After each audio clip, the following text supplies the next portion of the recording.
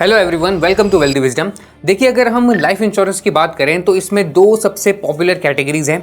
एक है term life insurance और दूसरी है होल लाइफ इंश्योरेंस। तो आज की वीडियो में हम बात करने वाले हैं कि ये दोनों तरह के जो इंश्योरेंस हैं ये किस किस टाइम में आपके काम आ सकते हैं। इसके अलावा इनके अलग अलग फीचर्स, प्रीमियम और जो बेनिफिट्स हैं इनको भी देखेंगे। तो सबसे पहले अगर हम टर्म लाइफ इंश्योरेंस की बात करें तो देखिए, इसको सिर्फ टर्म इंश्योरेंस भी आप कह सकते हो। इसमें एक्चुअली होता क्या है कि इसमें जो पॉलिसी होल्डर होता है वो लमसम या फिर पीरियोडिक इंटरवल्स में प्रीमियम पे करता है और उसके बदले जो इंश्योरेंस कंपनी होती है वो उस पॉलिसी होल्डर की फैमिली को एक फाइनेंशियल प्रोटेक्शन प्रोवाइड करवाती है। ये जो प्रोटेक्शन होती है ये उस वक्त दी जाती है अगर जो पॉलिसी का टर्म है उसके बीच में जो पॉलिसी होल्डर है अगर उसकी डेथ हो जाए। तो मतलब आप सीधा सीधा समझ चुके होंगे कि जो टर्म इंश्योरेंस है इसमें कोई भी सर्वाइवल बेनिफिट नहीं मिलता है, इसमें सिर्फ डेथ बेनिफिट ही मिलता है। और जो भी पॉलिसी होल्डर है अगर उसकी डेथ हो जाए तो जो भी असाइंड नॉमिनी होता है उसको जो भी सम एश्योर्ड रहता है इस पॉलिसी का वो दे दिया जाता है। अब अगर हम बात करें सूटेबिलिटी की तो ये जनरली उन लोगों को दिया जाना चाहिए जिनके ऊपर जनरली कोई लोन या फिर लाइबिलिटी है या फिर वो अपने घर में अकेले कमाने वाले हैं, क्योंकि अगर इस तरह के इंसान की इमेच्योर डेथ हो जाए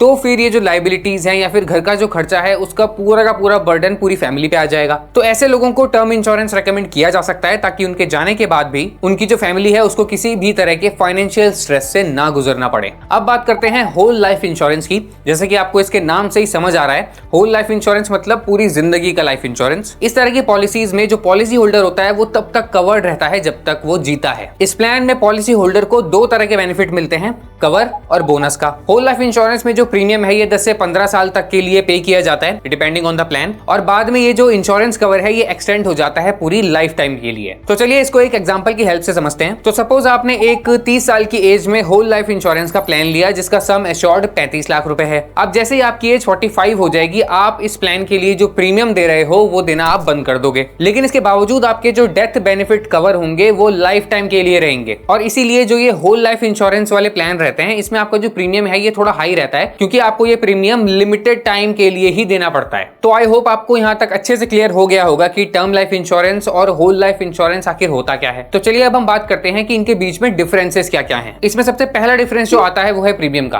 देखिए, अगर हम टर्म इंश्योरेंस की बात करें तो इसमें जो प्रीमियम होता है वो काफी ज्यादा अफोर्डेबल होता है, लेकिन ये जो प्रीमियम अमाउंट होता है ये एज के साथ बढ़ता रहता है। मतलब अगर किसी की एज 16 साल है और किसी की एज 26 साल है तो दोनों का जो प्रीमियम होगा उसमें एक डिफरेंस होगा। तो ऐसे में जो 26 साल वाला इंसान है उसको ज्यादा प्रीमियम पे करना पड़ेगा सेम कवर के लिए। इसके अलावा टर्म इंश्योरेंस प्लान में अगर जो पॉलिसी होल्डर है वो पूरे इंश्योरेंस कवरेज का जो टाइम है उसको सर्वाइव कर लेता है तो फिर उसको वो जो प्रीमियम है उसका रिफंड नहीं मिलता है। वहीं अगर हम होल लाइफ इंश्योरेंस की बात करें तो इसका जो प्रीमियम होता है वो टर्म इंश्योरेंस के कंपैरिजन में काफी ज्यादा हाई होता है। इसके अलावा होल लाइफ इंश्योरेंस में जो पॉलिसी होल्डर होता है अगर वो पॉलिसी के टाइम पीरियड को सर्वाइव कर देता है तो फिर उसको पॉलिसी में पे आउट भी मिलता है। अब अगर हम सूटेबिलिटी की बात करें तो देखिए, टर्म लाइफ इंश्योरेंस जैसा हम पहले भी बात कर चुके हैं ये उन लोगों के लिए सूटेबल माना जाता है जो अपने जाने के बाद अपनी फैमिली के लिए एक फाइनेंशियल प्रोटेक्शन प्रोवाइड करवाना चाहते हैं ताकि वो लोग अपने खर्चे और जरूरतों को पूरा कर पाएं। वहीं होल लाइफ इंश्योरेंस उन लोगों के लिए सूटेबल माना जाता है जो प्रोटेक्शन के साथ साथ थोड़ी बहुत इन्वेस्टमेंट भी करना चाहते हैं। डेथ बेनिफिट्स और सर्वाइवल बेनिफिट्स को देखें तो होल लाइफ इंश्योरेंस में आपको ये दोनों ही मिलते हैं, जबकि टर्म इंश्योरेंस प्लान में पॉलिसी होल्डर को सिर्फ डेथ बेनिफिट्स ही मिलते हैं। अगर पॉलिसी होल्डर की पॉलिसी टेन्योर में डेथ हो जाए तो ही उसकी फैमिली को जो सम एश्योर्ड है वो मिलेगा, अदरवाइज नहीं। अब नेक्स्ट है प्रीमियम पेमेंट मोड। दोनों ही इंश्योरेंस टाइप में जो पॉलिसी होल्डर होता है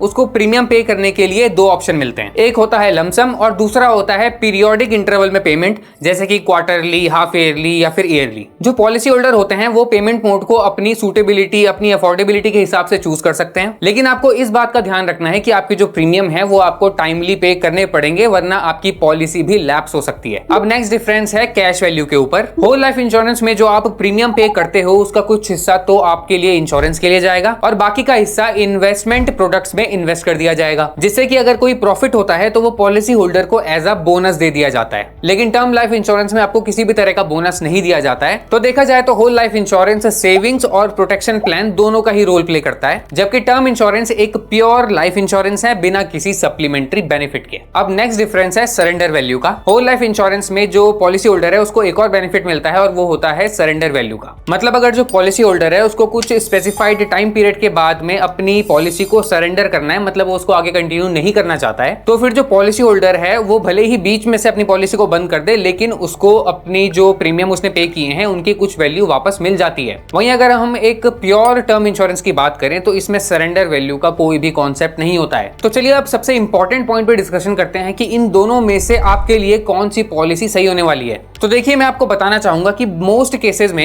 ये जो टर्म इंश्योरेंस पॉलिसी होती है ये आपके लिए बेस्ट होगी, क्योंकि इसके प्लान्स बहुत ही अफोर्डेबल रेट्स में आपके लिए अवेलेबल रहते हैं, जिसमें आपको बहुत ही बड़े अमाउंट का लाइफ कवर मिल सकता है, वो भी बहुत ही कम प्रीमियम पे। फॉर एग्जाम्पल, आपको 1 करोड़ तक का जो लाइफ इंश्योरेंस कवर है वो मिल सकता है सिर्फ लगभग 400 से 500 रुपए पर मंथ पे। तो अगर आपको ऑनलाइन टर्म इंश्योरेंस बाय करना है जिसके प्रीमियम काफी कम होते हैं और साथ ही आपको 10% का इसमें और डिस्काउंट भी चाहिए, तो फिर आप पॉलिसी बाजार को चेकआउट कर सकते हैं। इसमें आपको बहुत सारी बड़ी बड़ी फेमस इंश्योरेंस कंपनीज के प्लान्स देखने को मिलेंगे। आप अपनी जरूरत के हिसाब से अपने कवर को सिलेक्ट कर सकते हैं। आप अलग अलग कंपनीज के जो टर्म इंश्योरेंस प्लान्स हैं उनको कंपेयर भी कर सकते हैं। साथ ही अगर आपको कोई डाउट्स आते हैं तो आप इनसे ऑनलाइन चैट में भी पूछ सकते हैं, और इसके अलावा आपको इनका एक टोल फ्री नंबर भी मिल जाएगा उनकी वेबसाइट में, आप उससे भी कॉल करके इनसे सवाल जवाब कर सकते हैं। पॉलिसी बाजार का लिंक आपको डिस्क्रिप्शन और पिन कमेंट दोनों में ही मिल जाएगा, तो एक बार उसको चेक जरूर करें। अच्छा, वहीं पे अगर हम होल लाइफ इंश्योरेंस की बात करें तो इसमें आपको इन्वेस्टमेंट का ऑप्शन तो मिलता है, लेकिन अगर एफिशिएंसी वाइज देखा जाए तो इस तरह के जो प्लान्स होते हैं होल लाइफ इंश्योरेंस वाले,